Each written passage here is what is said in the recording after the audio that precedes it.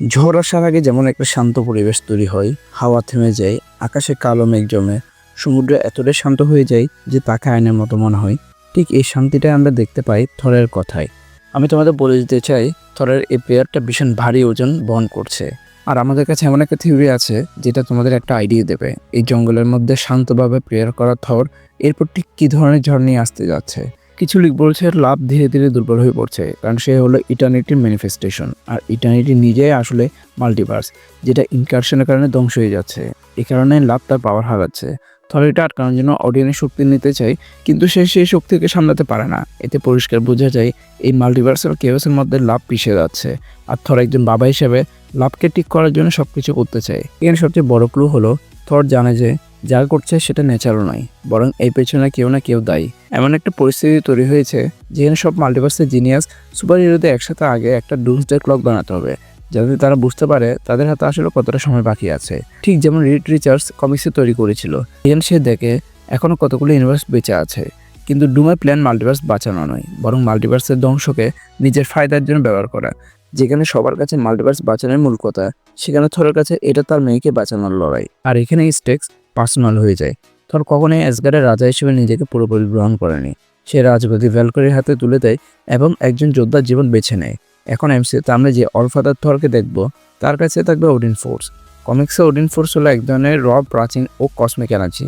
এটা শুধু লাইটেনিংয়ের আপগ্রেড নয়, এটা পুরো পাওয়ার লেভেলের আপগ্রেড। এখানে লিগগুলো আরও ইন্টারেস্টিং হয়ে যায়। এক লিগ অনুযায়ী থর পুরোপুরি ওডিন ফোর্স হ্যান্ডেল করতে পারে না, সে ফিজিক্যালি ওভারপাওয়ার্ড হয়ে যায়। এমন সময় অ্যাভেঞ্জার্স ডুমসডে বিলিয়ন বিলিয়ন মানুষ মারা যাচ্ছে, রিয়েলিটি ভেঙে চুরমার হয়ে যাচ্ছে। আর ঠিক এই সময় হয়তো লাভ ইনকারশনের কারণে মারা যায়, নয়তো ইটার্নিটি ধ্বংস হওয়ার কারণে। আর এখানে ডুম তার চাল চালে অরিজিন সিন কমিক স্টাইলে। সে থরের কানে মাত্র 3টে শব্দ বলে, গড ওয়াজ রাইট। এতটুকু শুনেই থর বুঝে যায় গডরা আসলে সেলফিশ, তারা মর্টালদের সাহায্য করতে আসে না। আর ডুমসডেও ঠিক এটাই হবে, কোনো গডই থরের পাশে এসে দাঁড়াবে না। এমসিইউতে আমরা দেখেছি গড কিলার গডের জায়গায় থর নিজের মেয়েকে জীবন দিয়েছিল, কিন্তু খুব অল্প সময়ের মধ্যেই সেই জীবন আবার হুমকির মুখে পড়েন। এখান থেকে থরের মনে সেলফ ডাউট জন্ম নেয়, আর এখানে আমরা দেখতে পাবো আনঅর্থী থরকে। এখন এখানে আনঅর্থী কনসেপ্টটা বুঝে নাও। ওর্তিনেস মাপার জন্য শুধু মেনের দরকার হয় না, থরের নিজের বিশ্বাসে এটা নির্ধারণ করে। যদি সে নিজেকে আনঅর্থী মনে করে, তবে সে সত্যি আনঅর্থী হয়ে পড়বে।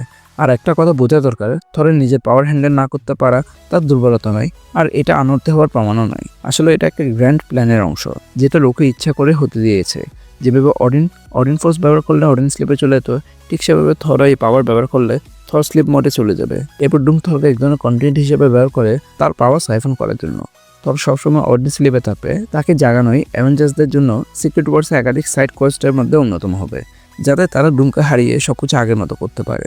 এই বিষয়টা এত গুরুত্বপূর্ণ কারণ যখন আমরা নিজেরা ভেঙে পড়ি, তখন আমাদের শুধু একজন দরকার হয় যে আমাদের উপর বিশ্বাস রাখবে।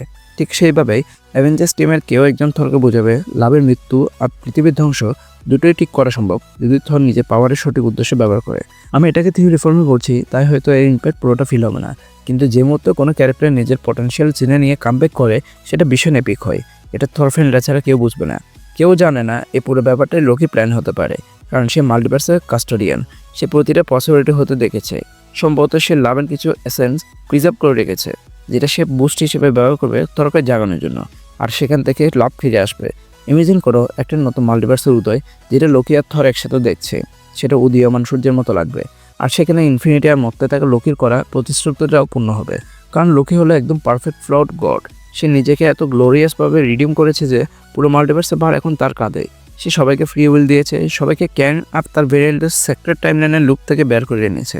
লোকি সবচেয়ে যোগ্য সত্তা যে থরকে বোঝাতে পারে, হ্যাঁ গডরা ফ্লড, হ্যাঁ তারা অনেক সময় নিজের কথাই ভাবে, কিন্তু এমন কিছু গডও আছে যারা নিঃস্বার্থভাবে মর্টালদের জন্য লড়াই করবে, যাদের গল্প শুনে আমরা বড় হয়েছি। লোকি থরকে তার মা ফ্রিগা আত্মত্যাগের কথা মনে করিয়ে দেবে। সে মনে করিয়ে দেবে সিফ কত কিছু হারিয়েছে সবাইকে বাঁচাতে গিয়ে। সে বলবে, হ্যাঁ গড ঠিক ছিল, গডরা সেলফিশ, কিন্তু তুমি আমার ভাই সেলফিশ নও। তুমি তো সেই সেলফিশ গডদের বাঁচাতে গড কিলারের সাথে লড়াই করেছিলে। তুমি নিজেকে আনঅর্থী কীভাবে ভাবতে পারো? তাই উঠে দাঁড়াও, হয়ে ওঠো সেই গড, আনঅর্থী গডদেরও গড। আর এখানে দাঁড়াবে অলফাদার থর, শুধু অ্যাসগার্ড নয়, সব গডদের অলফাদার। এটা হবে থরের এক দুর্দান্ত আর্ক অ্যাভেঞ্জার্স ডুমসডে সিক্রেট ওয়ার্সে। অবশ্যই ডুমসডে সিক্রেট ওয়ার্সে শুধু থরের মুভি নয়, কিন্তু একটা কথা বলো, থিওরিটা একটু ক্রেজি টাইপের না? অ্যান্ড তোমরা বলো তোমাদের কী মতামত এই থিওরি নিয়ে, আর কমেন্ট বক্সের মধ্যে তোমরা তোমাদের থিওরি আমাদেরকে জানাতে পারো। Thanks a lot for watching ইস। দেখা হবে পরের কোনো ভিডিওতে।